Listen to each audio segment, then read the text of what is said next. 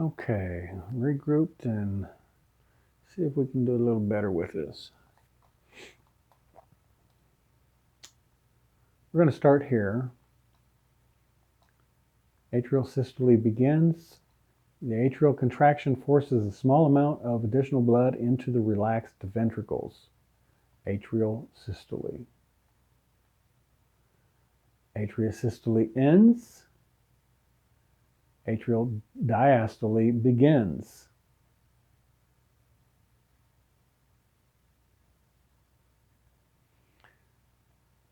Ventricular systole, first phase. The ventricular contraction exerts enough pressure on the blood to close the AV valves, but not enough to open the semilunar valves, as we see in here. And we're following these concentric rings two different ways, the outer ring and the inner ring. Outer ring is going to talk about the ventricles. The inner ring is talking about the atrium.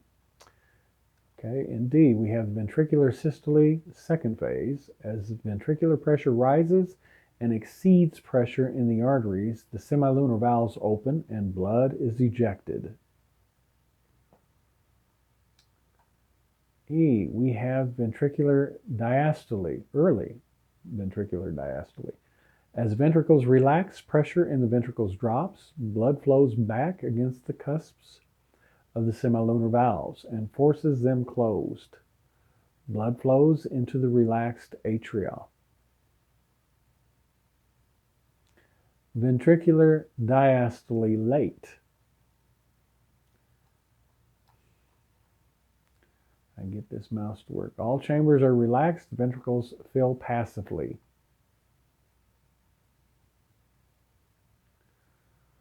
Blood pressure in each chamber, let's see, okay. Blood pressure in each chamber rises during systole, falls during diastole. Blood flows from an area of higher pressure to one of lower pressure, controlled by timing of contractions, directed by one-way valves. The cardiac cycle and heart rate continued. At 75 beats per minute, cardiac cycle lasts about 800 milliseconds. When the heart rate increases, all phases of the cardiac cycle shorten, particularly diastole. Phases of the cardiac cycle: atrial systole, atrial diastole, ventricle systole, ventricle diastole. Atrial systole. The atrial contractions begin. The right and left atrioventricular valves are open. Atria eject blood into the ventricles. Ventricle systole and atrial diastole. Atrial systole ends. Atrial diastole begins. Ventricles contain maximum blood volume, known as end diastolic volume. End diastolic volume. The ventricles contract and build pressure, closing the AV valves, producing isovolumetric contraction. Ventricle systole. Ventricle ejection. Ventricle pressure exceeds arterial pressure, opens semilunar valves, allowing blood to exit. The amount of blood ejected is called or equal to stroke volume. Semilunar valves close. As the ventricle pressure falls, ventricles contain end systolic volume, about 40% of end diastolic volume. And here we've got a chart showing you atrial diastole, atrial systole, atrial diastole again, ventricle diastole, ventricle systole in a graph marked 1 through 8 to get a better idea of what's happening when the heart beats. Ventricular diastole, isovolumetric relaxation. All heart valves are closed. ventricular pressure is higher than atrial pressure. Blood cannot flow into the ventricle. AV valves open, ventricles fill passively. Atrial pressure is higher than ventricular pressure. Individuals can survive severe atrial damage. Ventricle damage can lead to heart failure.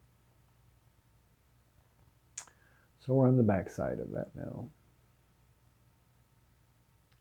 Heart sounds detected with a stethoscope. These are places of auscultation where you can put the stethoscope to hear certain parts of the heart and what's happening. As an example, we want to listen to the aortic valve or the right AV valve. These are the locations that we will place the stethoscope. So different valves heard in different areas of the heart. Heart sounds detected with stethoscope. S1,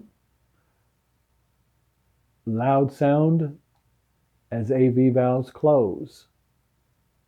Lub-dub, lub, AV valves close. Dub, loud sound as the semilunar valves close. Dub, lub, dub. S3 and S4 are soft sounds. Blood flowing into ventricles and atrial contraction. Heart murmur, sounds produced by regurgitation through the valves.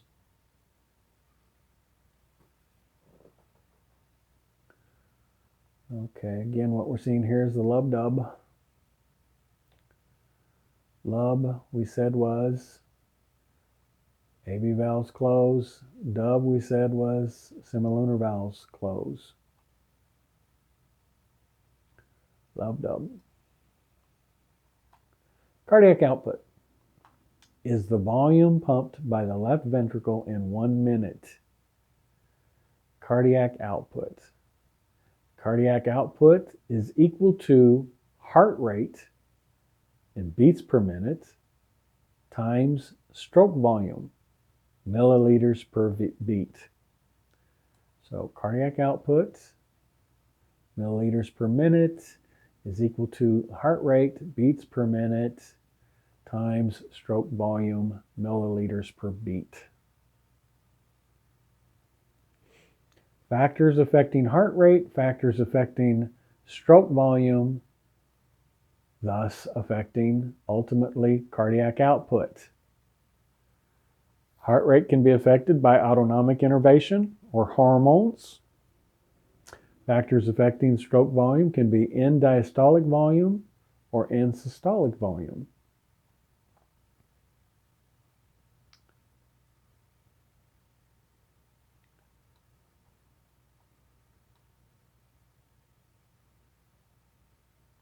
All right, here we have end diastolic volume, the amount of blood in each ventricle at the end of ventricular diastole. I'll say it again, end diastolic volume, the amount of blood in each ventricle at the end of ventricle diastole. End systolic volume is the amount of blood remaining in each ventricle at the end of ventricle systole. Ejection fraction, the percentage of end diastolic volume ejected during contraction.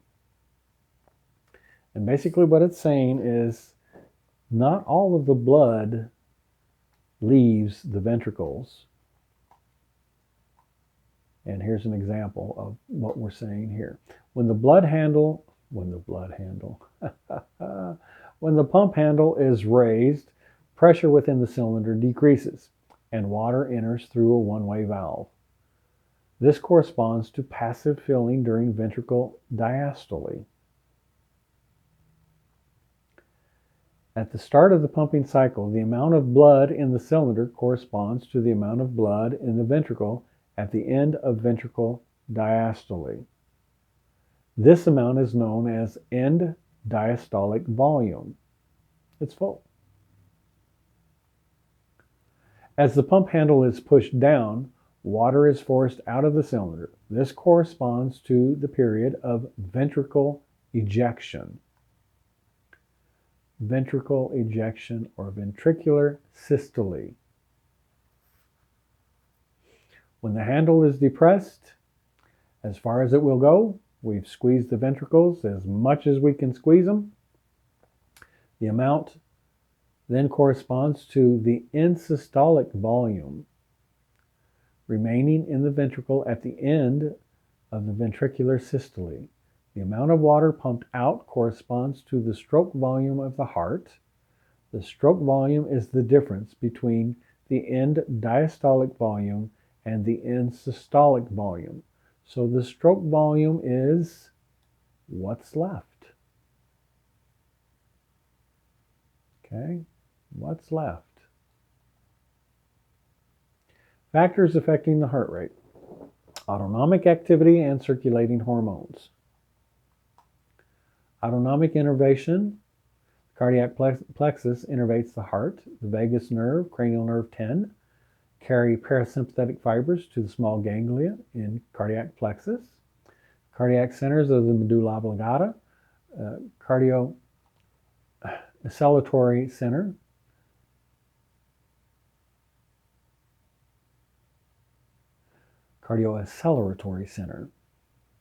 had to wrap my mouth around that one, controls sympathetic neurons that increase heart rate.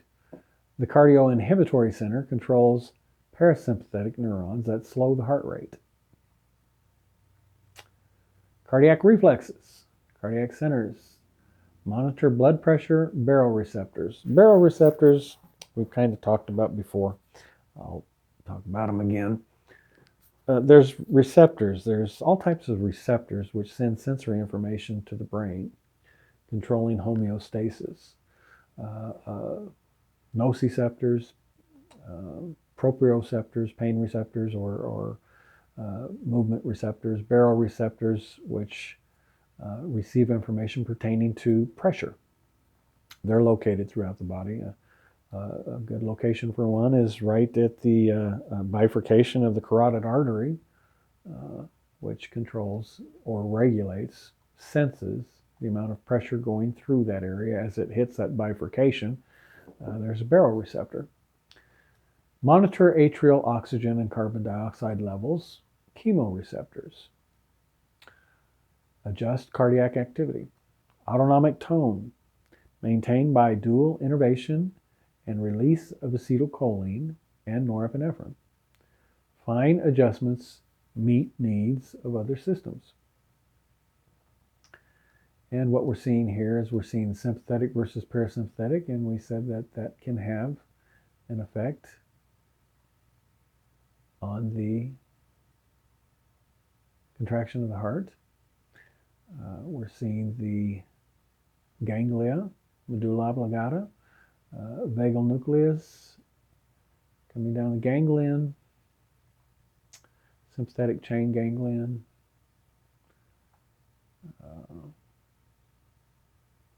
Cardiac output, effects of the pacemaker cells of the SA node.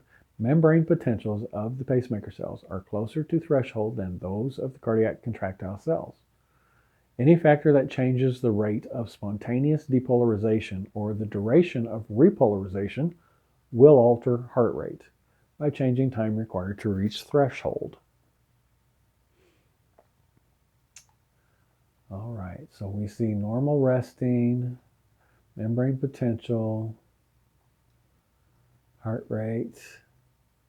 Pacemaker cells have membrane potentials closer to threshold than those of cardiac contractile cells, which we just discussed. Their plasma membranes spontaneously depolarize to threshold, producing action potentials at frequencies determined by 1. Membrane potential, 2. Rate of depolarization. The effects on pacemaker cells of the SA node. Acetylcholine released by the parasympathetic neurons decreases heart rate, whereas norepinephrine released by the sympathetic neurons increases heart rate. And we remember parasympathetic versus sympathetic, fight or flight versus rest and relaxation, or rest and repose. So parasympathetic stimulation, we're seeing the opposite take place that we saw with the sympathetic nervous system stimulation. Acetylcholine, which extends repolarization and decreases the rate of spontaneous depolarization. The heart rate slows. Hyperpolarization is here, and it's taking longer to get to the resting membrane potential threshold. Okay. Bainbridge reflex, atrial reflex. Adjustments in heart rate in response to increase in venous return. Amount of blood returning to the heart through the veins.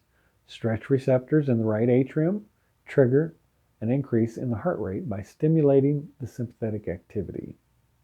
Bainbridge reflex. Stretch receptors send information, thus increasing sympathetic activity to increase the heart rate. Hormonal effects on the heart rate. The heart rate is increased by epinephrine, norepinephrine, thyroid hormone T3, which we said T3 was triiodothyronine, if you remember that. Factors affecting stroke volume.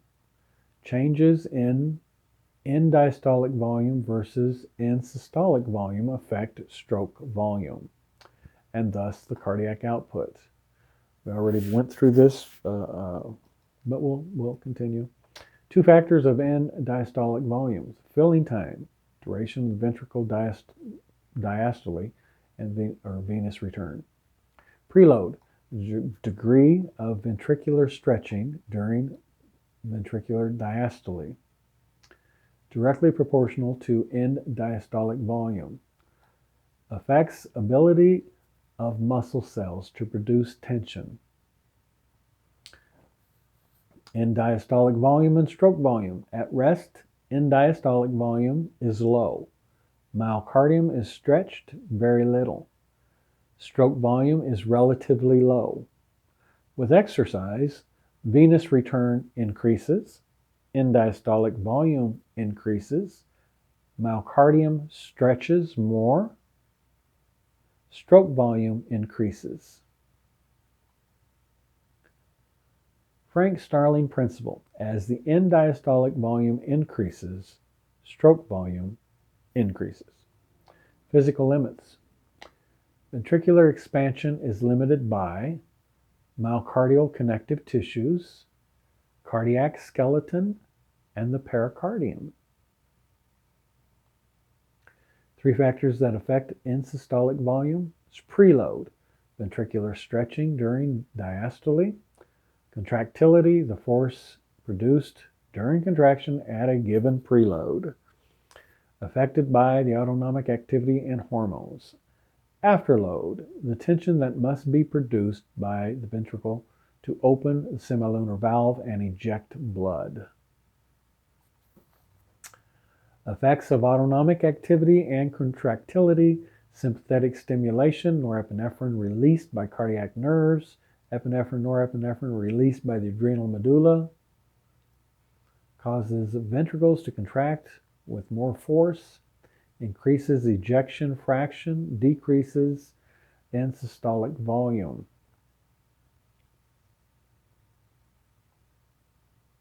Usually with sympathetic stimulation, what is it we're trying to do?